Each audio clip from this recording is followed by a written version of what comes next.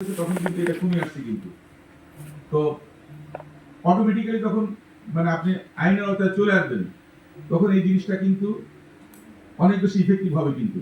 কারোর সঙ্গে কথা বলা লাগবে না। দিন শেষে আপনাকে জরিমানা দিতে হচ্ছে, দিন শেষে আপনাকে এটার জন্য পেনাল্টি দিতে হচ্ছে।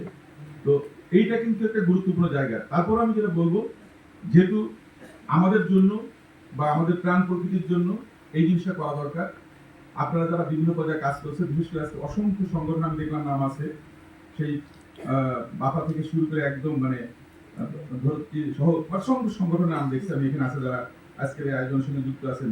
বাংলাদেশ স্কাউট, তারপর গার্লস গাইড, প্রকৃতি জীবন ফাউন্ডেশন, পরিবেশ আন্দোলন পাওয়া বা বেলা ধরতি সহ প্রায় 18টার মতো সংগঠন এখানে যুক্ত আছে।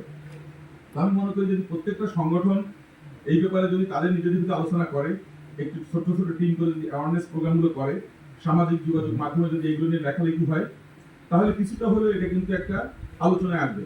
কারণ আমি প্রথমে যেটা বলেছি, এটা হচ্ছে অদৃশ্য একটা শক্তি, এই শব্দ দূষণটা, এবং আমরা এটাকে সৃষ্টি করছি বা আমরা এটাকে প্রমোট করছি। তো সুতরাং আমরা যদি এটাকে নিয়ে কাজ করি, তাহলে এটাকে কমিয়ে আনা সম্ভব হবে। এবং আমি মনে করি আমাদের দায়বদ্ধত জায়গা থেকে যদি আমরা এগুলো করি, তাহলে আমাদের শহরটাও ভালো থাকবে, আমরাও ভালো থাকবো, আমাদের আগামী প্রজন্ম একটা সুন্দর বাসযোগ্য বাংলাদেশ পাবে।